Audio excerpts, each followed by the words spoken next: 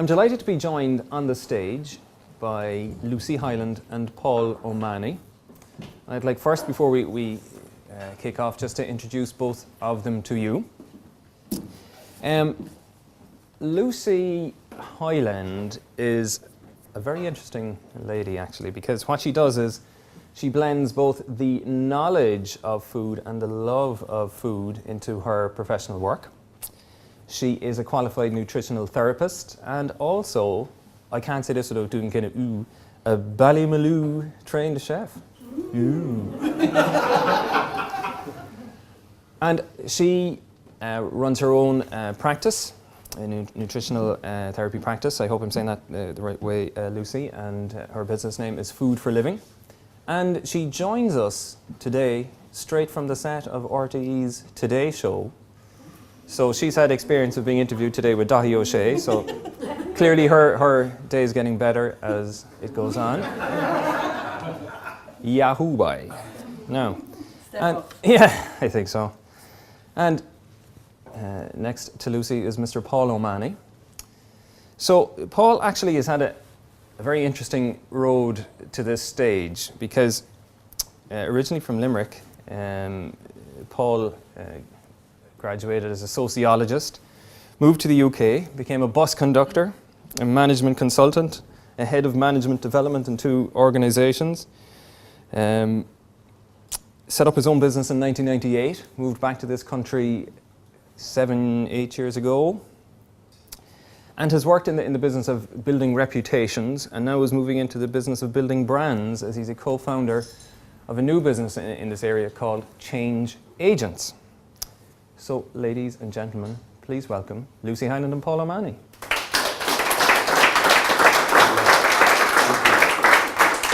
I see you guys on TV doing this, so I always wanted to do that. Let's hope it's not the wrong car. Yeah, exactly. Yeah, yeah. That was the fire alarm number or whatever. Okay. So, Lucy, tell us about RTE. I'm not sure if anyone here had the chance to see the show, but how did that go? Great. I was approached by RTE to do one of my least favourite topics, which is healthy eating lunchboxes for kids, because it's one of those topics that every parent, if there's any parents here, goes, oh, for God's sake. And any kid you ever talk to goes, oh, for God's sake. So they brought me in to do a piece on trying to make the lunchbox as healthy and as interesting as it can possibly be. So it was good fun. Great. Yeah. And did Daithí have any angle on it? I'm just curious. Daithí said he can't understand why the days of sugar and jam sandwiches have gone. I can't trump that kind of material, really. That's pretty good. So I guess one of the reasons that shows like that would have you on is because there's this big focus in January, this whole New Year thing, on living better, whatever that means. And I guess what's fascinating to a lot of people here tonight as well is that there's something about it, whether it's the media-driven thing or the seasons or just the fact that the calendar is changing, that we tend to focus on that at this time of year. Based on all your work over the years, why is it that people? I think it's a cyclical thing, and I think if you ever look at anything in nature, there's a cyclical element to the elements around us, but also to ourselves. And it all, for some reason, there's something, and for not everybody, it's the January thing. For some people, it's a June thing, or it's an Easter thing. So we all have our little. Yeah. Moments that we see as being the end of something and the beginning of something else. Yeah. And probably because it's the calendar year, we just have this natural tendency to not so much look back, which I find interesting about it. There seems to be more of a focus on, okay, it's 2013, it's a couple of days old, and all the conversations I'm having with people are, this year I want to do this, or I'm looking at this, or whatever it might be. Absolutely. Yeah. So, for a lot of us, I guess, and I'm certainly the same as anyone else, I'm kind of focused on changing some of the habits that I know are interfering with what I want to achieve, or even how I want to work and live and all those kind of things. And obviously, you work a lot with people essentially looking at how to help them change their habits.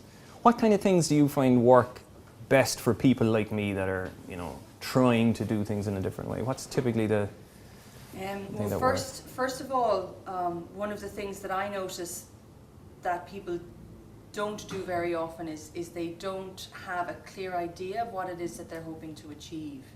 And so of the 100 people that might come into me, if there are one or two that come in and say, look, I just want to get healthy this year, I really want to improve my health, they're often the people who tend to fall off first and don't come back to see me first, because it's too intangible a thing. And whatever it might be, whatever specific action or goal or habit, or whatever term you're going to use for it, if you're not really clear about what it is that you're looking for, it's really difficult to actually get there. So my job is to go through a process of asking questions to start digging down and saying, well, what is it exactly that you're looking for? Is it around a cholesterol level blood test that you just got? Is it about this constant tiredness that you're feeling? Is it about the fact that you're not able to handle the stress in your life? And it's through that questioning that people actually start saying, well, if I didn't change anything else, and if I could just wake up in the morning refreshed, I think I'd be okay. And at least then you have somewhere to start. So I think being very clear initially about what it is you're looking for helps. And that can be a what, and it can be a how, and it can be a why. Where that comes from can be very different for everybody. But I find that's a really important kind of first step that people need to make. And then often once they've done that, what we tend to do is we jump into the why it's not happening. I'm really bad at keeping up a particular time scale, or I really notice that my social life takes over, and straight away you start getting in there with everything that's not why it's working. And although that has a purpose and it can serve you, often it's then makes change difficult because you're straight away focusing on what you're not managing to achieve. So if you can actually look at, say for example last year, and say, God, was there anything I did do last year? Well, I took up badminton and I actually really enjoyed it, and I played it for the summer, and now I'm whatever it might be. Ask yourself questions about why that actually worked for you, and what was it? Was it the fact that it was one thing a week? Was it the fact that it was something that you could do on a Saturday afternoon? Was it because you had a goal, there was a championship that you wanted to go to in the summer? Whatever it might be. And if you can get all the questions gone. You're going to have to keep talking for 20 minutes now. Straight away then you notice that actually you can achieve it, and you're in just that slightly different place than going into making that change. But I do something like, and then you can go and pick them up. Oh my God, you see what just happened? I'm good. Thank you, Paul. This is Paul O'Mahony, ladies and gentlemen. Actually, I was just about to bring Paul in, because what that triggered in me was the way you describe that process was almost the perfect analogue for how people who are trying to help other people in their business would almost approach the problem. I was thinking, Paul, even from the work that you do, how it almost starts with that kind of fundamental question. I think the more fundamental you can get, the better. There's actually even, and I think Lucy put her finger on it when she referred to why, really. Why should anybody do anything? Why should I change? Why should you change? I mean, why? I mean, I think one of the most helpful things to be asked to do is to clarify what your purpose is. And for me, that often starts with, what do you want people to say about you after you're dead? What is it? What's this life of yours actually? What's its purpose? What's its reason? And what underpins these things that you're doing? Because we fail all the time. I mean, failure is normal and absolutely certain that every intention I make today will, almost certainly have an element of failure tomorrow, So I'm very used to failing, The key thing is not to get stuck in the past. I can't change any of the failures I've had except learn from them. So basically, the quicker I just move on to re-clarifying what my next purpose is, the better. You know, Absolutely. there's just no point in looking back over my year and discovering, you know, dwelling on all the failures, except to celebrate them and say, you know, well, I failed in an interesting way in 2012. I mean, Yeah. let's fail more interestingly in 2013. Yeah. And just keep on I mean, I think it's all about, you know, in anything, even, you know, why should I get slimmer? Why should I bring my kids up better? You know, why should I bother? You know, and get at that. And then there's nothing more fundamental about what you're going to do. Yeah. New habit you have aid on. So what kind of stuff, I mean, what's helpful for us then to gain more clarity around those kind of big fundamental why questions? I'm sure both of you have views on that. What kind of, you know, where do we start? What angle should we take? Often I find that those questions, the how or the why or whatever it is in that given situation that works, is a really good way of focusing and getting you to think about where you're at. But often there's like a staging or a step-by-step process that needs to happen to get you from where you're at to where you want to be. And I'd love for someone to come up with that nice, simple step 1, step 2 approach. And if you read any book and if you go to any expert, they'll give you that. But in my experience, it just never seems to go that way. But it is about the journey of the questioning and the path and the process that takes you there. Yeah. And the more able you are to think about that, yeah. The fact that it might take a phone call this day, it might take a gym session that day, whatever it might be that you need to get you somewhere, at least it's about getting you on that path and going that direction. But I see people in some ways at their most almost low when they have that feeling that they've tried something over and over again and they're stuck in their own kind of torture because they've created this world around themselves where they never see beyond it. Yeah. And where they want to go is so far over there to where they actually are that it's intangible, and then apathy, and then they're just like, oh well, sure, just might as well forget the whole thing, and they get stuck in that. Whereas if they can at least take those small steps towards where you're to where they're going, it's the movement and the energy then begins to start to flow. Well, what occurs to me from what you're saying is that it sounds like the odds of you succeeding in any of these ventures, you know, of ambition, of whatever they are, increase dramatically when you're reaching out to someone else or involving someone else in the process, you know, based on what you're saying there, rather than getting kind of locked in your own echo chamber of whatever it is you're talking about. One of the best things I've come across in the last year is a woman called Jacqueline Carley. She's on the internet. She's actually, for those of you who might have heard of him, she's Chris Brogan's girlfriend, but she's an absolutely substantial woman in her, you know, I only mention him because, you know, they're publicly a couple now. But the point, Jacqueline set up something called, in which you would actually practice doing something for a month as an experiment. So online, there's a group of people that goes under the hashtag 12ER, for those of you who have any interest in Twitter. And anybody can join this. But basically, you know, every month, people commit themselves to experimenting with a new habit. Okay. My first entry into it was experimenting with eating a breakfast. I was not in the habit of eating a breakfast last January.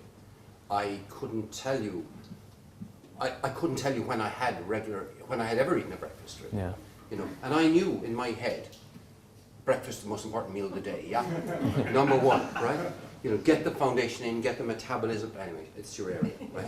So basically, you know, I knew it was a good thing to do, but I decided that I would join this group I was more interested in being in a group than having a breakfast. I just liked the idea of these group of people, and they were around the world, you see, and I thought it would be nice to be supported by them and to be one of them, and to be.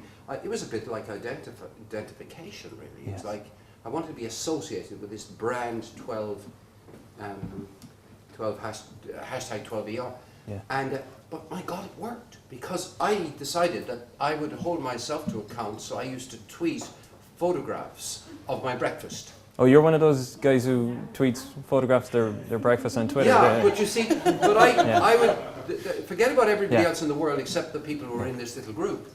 I would tweet the evidence that I was still on track, right? Sure. And it was also evidence to me. So I got about, let's say, 22 days breakfast in the first month of the 30 days, right? Okay. And for me, that was a stunning achievement. So I've done, little things like that, and of course, but the whole ethos was, you try it as an experiment. Okay, psychologists, where's that wonderful man, Hugh, would tell us here that if you practice something for a certain number of days, the evidence is that you're infinitely more likely to keep it going. Yeah. So practice. So it's called habituation. If you keep repeating it over and over, then 21 days or so is what they suggest, and you give yourself the best chance. So don't mind the annual resolution, just make a resolution for the next month to experiment with doing something. If you give yourself the permission and you set it up as an experiment, then bloody Edison had how many thousand attempts to do the light bulb, right? Yeah. So you don't care if you fail, it's just an experiment. Yeah. I didn't do my mindfulness practice today, I do it tomorrow. Yeah. Is that does that make sense? Yeah. So, Lucy, if someone... Pardon? Are you still eating breakfast? Yeah, I had a breakfast this morning. The new habit I'm practicing is actually having breakfast at the same table as my 7-year-old daughter. That's a new habit. It's a good habit. That's another layer on Sorry. it. But I... What do you have? Okay, I'll be very brand specific. I buy the black bag superior muesli from Super Value. I cut a banana into it, and I pour super duper milk on top of it. That's my breakfast, You're only saying that now because you're Actually, I declare an interest. No, I declare an interest. This is the first time I've ever done this, and I didn't mean to do this. I didn't mean to. My wife works for Musgrave, so I declare it is not affiliate marketing. I have assiduously never commented about any supermarkets. We'll have to put up that double P logo in the video I now. slipped into that by accident. Yeah. Okay. But I wanted to give a specific answer. Brilliant. Sorry, Paul, what's the hashtag? 12 ER. ER. ER, just 12 ER. No. So, this thing of failing more, right, and being kind of open to it, what kind of reaction would you have, Lucy, if someone strolled into your practice now? I'm sure they can stroll in, I'm sure they find it difficult to get an appointment, etc. But, and you said to them, you know what, you got to ease back and fail more. How do you translate that message without people going, the what now? How do you translate that? I think what I tend to do is look at it from both the journey perspective and from an outcome perspective. So I might not use those terms, but what we might do is, and how I base my clinical work, is that it's done on one step at a time, there's 4 weeks, 2 to 4 weeks between appointments, seeing if people are able to achieve that, and then if they are and they're happy, we can move on. If they're not, then we can look back at the failures and start digging around why. And it's funny, somebody comes in with, often they'll come in with a plan and it'll be right, I don't know, I want to lose weight, and then they'll say I want to lose this amount for X amount of time, and everybody's driven by different factors. It might be amounts or whatever. And I say to them, for the next 4 weeks, I'd like you to eat a breakfast. Here is a range of 2 or 3, 4, depending on what you like, what you're interested in, and come back to me at the end of that time and tell me about what happened.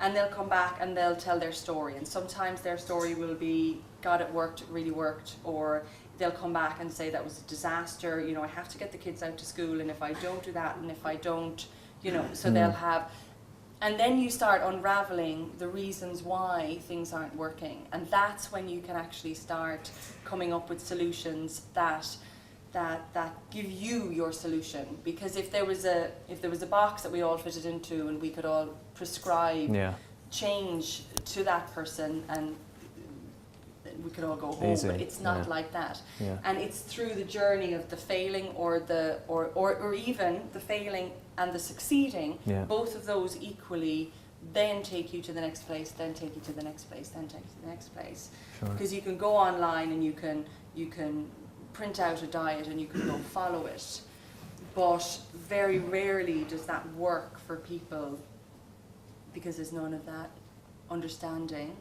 What's the barrier here? Is it because the idea of me being at my best and performing at my best is something that maybe I'd rather just push off and say, well, you know, it's that extra bit of weight, or it's the fact that I'm not control of my eating habits during the day, or is it because of the environment that I work in, whatever it might be, and you start stripping away those and get into the root of what's going on. Yeah.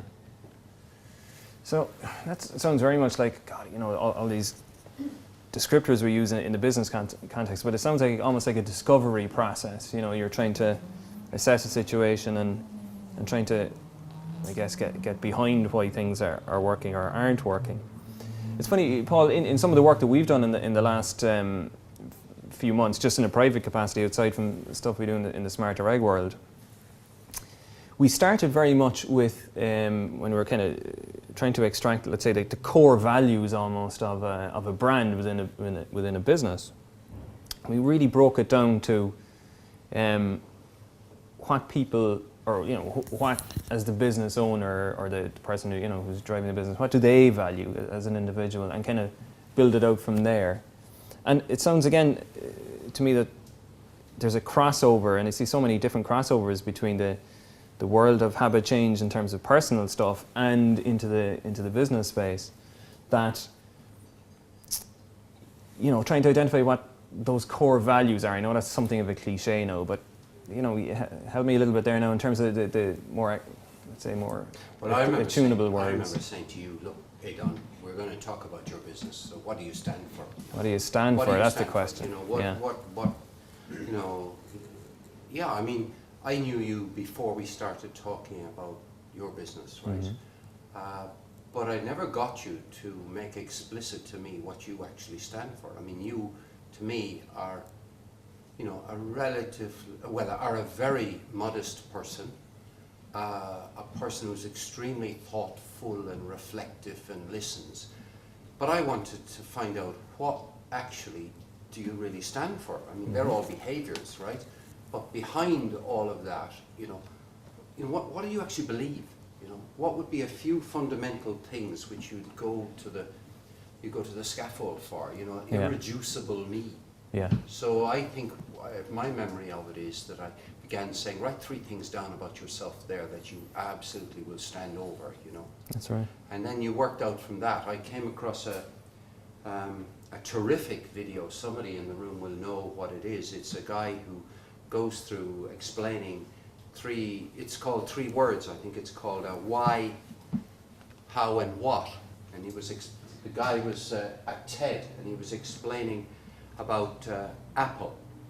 And he was saying, you know, the thing that makes Apple different, I mean, I crudely paraphrase it, somebody can help me out with his name, but basically the thing is, you know, why does Apple exist? It happened, this is why, you know, because, and it begins, it's back to the Apple ad, which is basically something like, because we believe this. And so that's the why level. The way we do things is this, and that's the how level. Yeah. And the what we produce our computers, right? Yeah. And it's that thing about the hierarchy of, you know, the level at which you get in at. Now, if you really want to, because you are so totally immersed in your business, you can't describe Smarter Egg without bringing you into the picture, you know, until the day when you hire other people to run Smarter Egg for you and you retire in the background. It's integrally connected with you as a person. So So somehow or other, the issue is how can we use, it inevitably is grounded in you, so let's actually communicate what you stand for. And I set out with you to try to develop a platform from which you could make Smarter Egg more transparent, more coherent, more, and thereby, for that reason, more attractive. Yeah. So here you raise an interesting challenge for, I don't know, as a society at large, but certainly for a lot of people. For some people, they don't have an immediate answer to what do you stand for. And even going back to, people who might, present looking for help, they mightn't have a clear vision as to where they're going. And I'm not sure, what do we do? Hardly anybody has. First of all, you're not practiced at answering the question, what do you really stand for? True enough. We're more practiced at avoiding that question. Yeah. We start life copying what other people stand for, right? That's, Yeah. we copy our parents, we copy the adults. We have our midlife crisis at the age of 15, 16. We have, we start being rebellious as a way of finding out who we really are, testing the water. Anyway, look, there's an expert here, where people, and more psychology, and I've had hot dinners, but we're used to avoiding the question of, what does this really stand for? So we're not practiced. So that's all right. We're used to avoiding lots of things. Yeah. It just takes a bit of time to get to the really core of what you stand for. And it's a bit like the core of why you want to do something. You come and see you, Lucy, the core of what it is. What is this person? What makes them tick? Yeah. That must be in your mind as a curiosity. What makes this person tick? It's in everybody's mind. What makes you really tick? Because of a matter of social politeness, we don't ask each other what really makes you tick very often. Sometimes we marry people without even asking them what makes you tick. We then spend many years discovering that what makes them tick is different from what makes us tick. T-H-I-C-K? T-I-C-K, sorry. Oh yeah, that's true. But it is. That thing, what is at the heart of, you asked me about business, because that's probably my comfort zone, I suppose, in one way. What makes this business tick? What does it stand for? Why does it exist? What are you trying to do here? And there's a story. And sometimes people have forgotten why their business existed in the first place. They get so caught up in the operation of the business and doing it and try to raise money for it and all that. They actually forget the passion, the love that started them off to do it, or even the kind of imagined self-realization that the business is there to serve. Yeah. So why is... I was reading something that definitely challenged me in the last few weeks that was talking about the habits that we've developed progressively over time from a work perspective, and how they're, in general, not the kind of habits that we need, especially now that we've moved into this kind of emerging connected economy, for want of a better phrase. And that's that most of the habits that we have in the workplace are reactive habits. So we're reacting to someone else, someone else's trigger, someone else's request, someone else's imprimatur, someone else's demand that we do things in a certain way. And that becomes very comfortable. We kind of move into meetings and we just wait for the ping of the new email to come in and so on. But of course, the more habitual that becomes, the less space that we give ourselves to actually do, I suppose, the really valuable work in terms of, the kind of initiative and various things that people employ us to provide for them. And, I was trying to think of an analogue for the nutrition game. It's almost like that you would sit at home and you'd wait until you were hungry, and then not having any food in the house, you would actually open up the newspapers and look at what was being advertised from the various supermarkets, and you'd pick from that. It's almost, you get that reactive. You're not in control at all of where you're going with it. You're actually responding to whatever the triggers are. So I'm not sure what let's say the next thing to do about that is. Maybe just starts with awareness. I don't know. Yeah. And what is our role, and what are all of our roles in that? Yeah.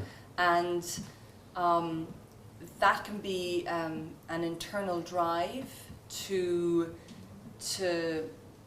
play the best music or to produce the best service or to be the healthiest, most energized person that you can be. You know, we all are driven by various different things. Yeah. But what's getting in our way to prevent us from actually achieving that? And I often see the fear of success drives people as much as the where they are now.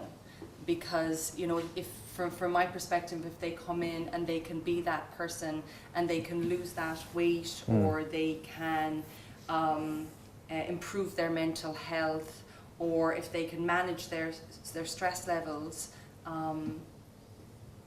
then where are they then? Yeah, it can be scary. So yeah. it can be a bit of a scary place for people to delve into those big questions. You see, I guess if you get to that stage, then you're removing all the other excuses as to why I can't do that or do this or the other thing. You know, it's comforting. Right? At the risk of being controversial, I think we have to take Please it do. out of the level of the individual. You know, we're creatures of communal habit, and I was very struck by what Ed Carey was talking about you know, music community and the ambition of getting a bigger collectivity. I think we'd be most helpful to other people individually the more we can make communal life a place where people support each other on what we're doing. We can take it for granted every person in this whole room tonight has got certain intentions that they're struggling with and not being able to carry through, right, as effectively as can. We're all the same, right? We all have these wishes and hopes. Doesn't matter how successful we've been or whatever, we're all basically struggling with trying to carry through something. We're also bloody polite and reserved a lot of the time, is we don't ask each other enough about what you're actually really trying to do. So we don't have enough practice at conversation at what I'm really trying to do. Because if somebody asks me about what I'm really trying to do, is I get a chance to practice it, I tell them an answer, but I get to rehearse it in my own head, and that helps me to become stronger. If we can do more conversations in groups about that, it gets much stronger. All the evidence is if you practice stuff in a group, it's much easier than by yourself. I did a mindfulness 1 week, 8-day training course in a group with people, 8 consecutive 2.5 hours, not that very long ago. It was ever so easy during that period of those 8 weeks to practice mindfulness in several different exercises. Yeah. It got infinitely harder when the course stopped. You know? I wish the course had gone on because I'd have had that social support. Yeah. I now can find it on the internet, and actually there are good things on the internet for people who are interested in mindfulness. You know, communities of people who are practicing mindfulness. But we need more than the individual relationship between, you know, two people, therapist and person with the problem, right? That ain't enough, really. We need to make community life more challenging and more supportive, you know, more curious. You know, we take the obvious for granted, which is that we're all struggling with doing what we're trying to achieve, and we could all do with a bit more support. Yeah. So on that note, I'm actually going to open up the discussion to the floor. Folks may have challenges, they may have questions, they may have ideas, they may have abuse for us. And this time I'm a little bit under the glare of the lights, but if someone peeps up, I'll kind of guess who they are from the... They're still there, by the way. They are still there. Yeah. Could I Go ahead, just Hugh. on something there? And again, it's around the mindset. It's around how we think and how we engage with our own particular worlds. And we have two choices, very simple choices. We can either approach or we can either avoid. And some of the interesting stuff that's mentioned there, I really, if there was one thing that I would suggest that anyone would take away tonight, is to fully embrace the notion that this life is an experiment. And there is no such thing as failure. It's only feedback. Yeah. And it just means that you haven't hit your goal, you know, that you've set yourself. Now, There's one thing, I don't know if anyone has read Jim Collins' Good to Great. I suggest you have a look at it. But he talks about the Stockdale paradox. And I'll just share it with you briefly for those of you. Anybody hear of the Stockdale paradox? And it's around goals. And this notion of setting goals is fine, but just as long as you don't beat yourself up when you don't achieve the goal, just as long as you don't blame yourself and personalise it if you don't achieve the goal. I'm much more interested in fuzzy goals. Goals that are there, you know, that it's a vision. You tap the energy that you have. You see into the future and you say, well, this is where I want to be. I want to be thinner, I want to be faster, I want to have a business. It's a vision. Yes, then you break it down into the minor goals. But just to illustrate that, your man Stockdale was shot down over Vietnam in 1969 or so.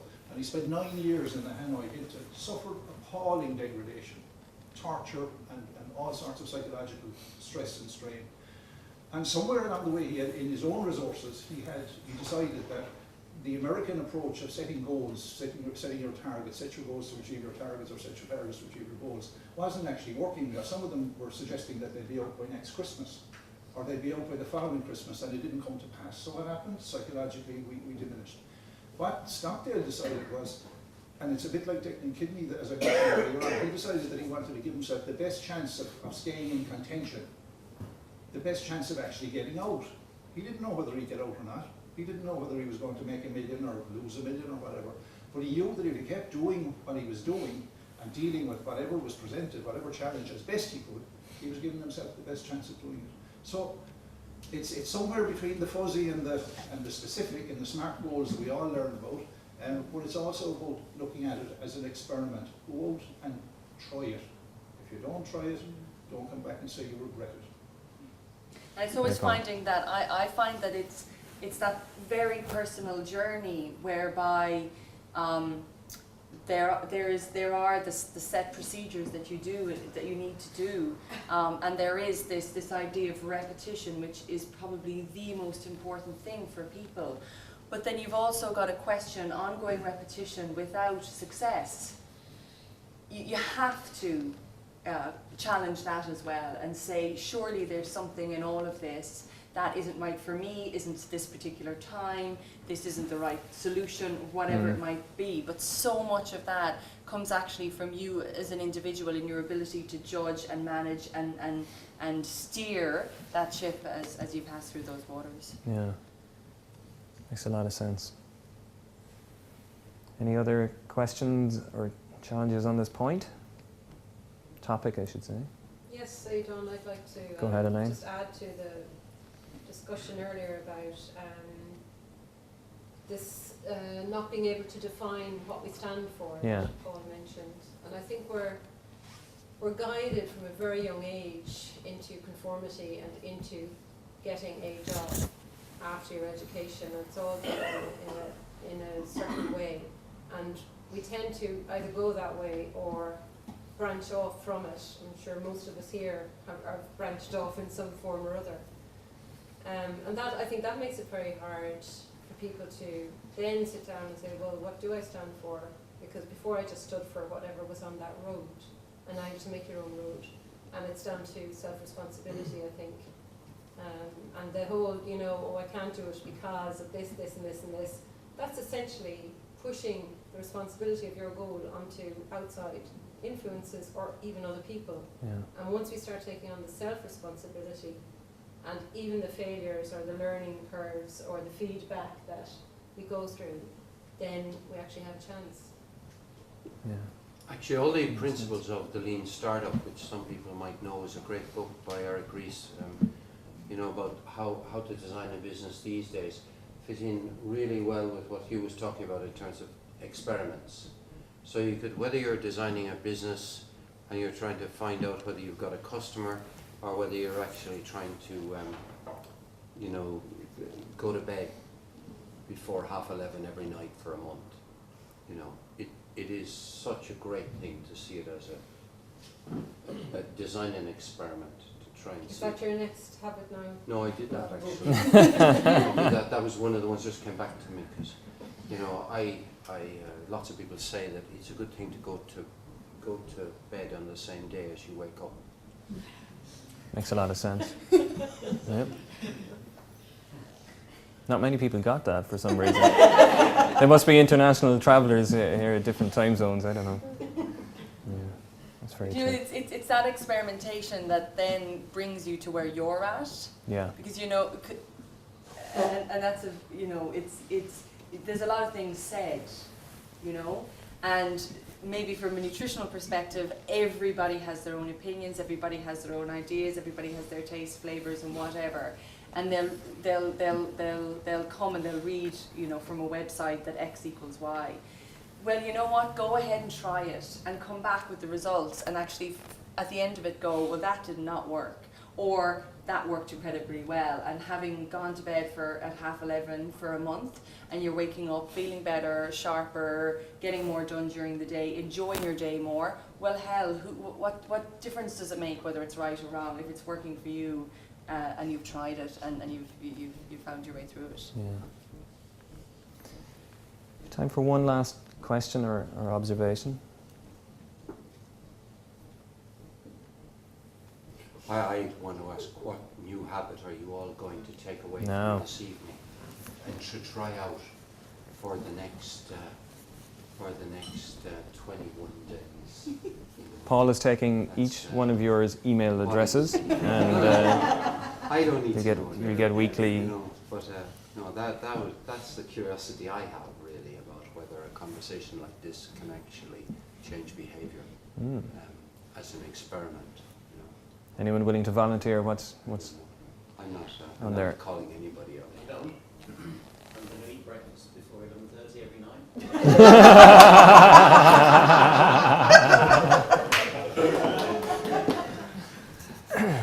21 days in a row. Remember, Neil? Yeah. You should go to Kilkenny. That's very good. That's very good. I'm talking about Thursday, the annual stand-up comedy show. You could be starting. We knew it wasn't to play hurling On anyway. Twitter. Yeah. It's good. It's good. So, as I say, in conclusion, I'm still waiting to hear what we should put in our children's lunchbox. So, what did you tell the wonderful viewers of Radio Television today? Well, I do as I always usually do. I broke it down into 4 components, Okay. and I told people the 4 important things that need to be in there. And if you can tick one of those boxes, then you're on the way good. to a good, healthy, round meal. And Hang on, I want to keep this. for your daughter. Yeah, of course, I've got a 7-year-old daughter. Go on, Lucy, go on. Keep going. Which is it's a basic principle of every meal. Every meal needs to contain some form of protein, some form of carbohydrate, and some form of fibre in the form of fruit and a vegetable, and a liquid. And if you do that for your breakfast, your lunch, your dinner, irrespective of the time of day you have it, and all snacks, you're good to go. Brilliant. Well, thank. Example for breakfast or for lunch. In a lunchbox. I had a whole wheat bap, and I had chicken breast that I'd sliced, and I had some cherry tomatoes and some orange segments, and and I had a bottle of water. So I got them to pick and choose and to bring it all together, and that would be example number 1. And from everything I laid out, you could have probably put together 5 or 6 different lunchboxes. I'm glad you said a bottle of water. That's what I put in this morning. Yes, well done. Well done. Ladies and gents, round of applause for Paul O'Mahony and Lucy Hyland.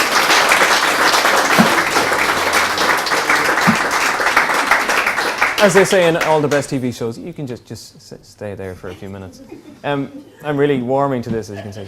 So, just a few things before we wrap up, and I get to thank a bunch of people. Something occurred to me as I was actually sitting earlier, listening to Hugh and Joe and Ronan, was that of the speakers and the people we've had up on the stage here tonight, there are 2 things that each one of them have in common. And the first is that they're all endeavouring and succeeding in doing work that matters. They are making a difference in what they're doing. They're connecting with people. They're changing people's lives for the better. They're literally putting themselves out there and making a difference, whether it's in the business world, in society, in their community, or whatever. And that in itself is a fantastic thing. But the other thing that occurred to me, and the second point of that, was that when each one of those individuals started out, they weren't doing any of those things. They weren't doing work that matters. So somewhere along the way, they've made some kind of a conscious choice to say, you know what, I'm actually going to do this. I am actually going to take a risk. I am going to take a punt. I'm going to stand up here and risk sounding like an idiot, or people maybe not listening, or maybe even laughing at me. And they've all progressed along that road, whatever that road is, to where they are today. So, as I was joking with Alan earlier, this is almost like my Jerry Springer wrap-up at the end of the show. That's my moral of the evening today, is that doing work that matters, there's something so attractive about that as a way to do it. And no matter how you feel, or any of us feel, about how much any of the work we do matters to whoever, the fact that anyone from the 5 people that we've enjoyed listening to tonight can actually get there is an example to us. Just in terms of, from a Smarter Reg point of view, I know many of you here have been involved in the various programs and events going back several years. Some of you are very actively involved. There's about half dozen people here today who can't wait to get started in a new circle in the next week or two. But for those of you who are unfamiliar with how Smarter Reg works and the various offerings that we have, if you are curious about it, please come up and talk to me after the event tonight, and I'd certainly be delighted to answer any questions you have. And half the room is filled with people who've done something different as a result of being involved. So I'd be grateful if you'd ask me any questions you would have on it. Before I thank a bunch of people, we're going to do something like this again in Easter, or in the Easter season, which this year, I don't know why or how the calendars work that way. Easter's in March this year, so it's actually just a number of weeks away. Scary, isn't it, to be talk about habits. There's Lent and Easter eggs and all these wonderful things that screw us up in terms of what we should or shouldn't be doing. So we've another event to look forward to in Easter, and I'd love to see as many of you as can make it back again, and we'll do something a little bit different and keep pressing the weird buttons and see what rolls out. I have a bunch of people I'd like to thank. Initially, I'd like to thank obviously everyone who's come up on stage tonight. I'd thank Lucy and Paul and Ronan and Joe and Hugh, who've really I think inspired us all. So Bula Bas again for all of that.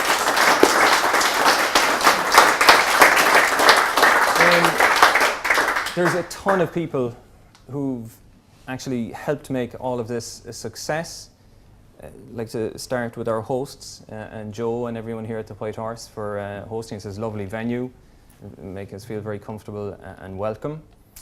I'd like to thank Lucy O'Donoghue, who's helped greatly in the preparation and planning and organisation of this event. And Lucy's a fantastic resource really for any business. I'd like to thank Ian Armstrong, who is the man behind the camera and who has done a lot of Trojan work for Smarter Reg in the last few months.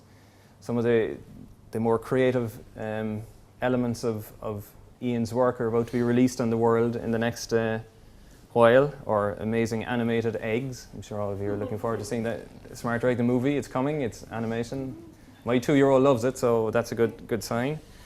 And I'd also like to thank Neil Danton, who hopefully will have his breakfast before he comes here the next time, and for taking pictures and so on. And I got Neil and Ian mixed up earlier and called them Neil Armstrong. So, yes, you can walk on the moon. All you need to do is think about it. So, at the risk of having left anyone out, I'd like to thank you all for coming. and encourage you to hang on for a few minutes to meet others that you haven't met yet. It's all about connection. It's fine being stimulated, but it's the connections that we make that tend to make the difference. So thank you all, and hope to see you again very soon. Thank you.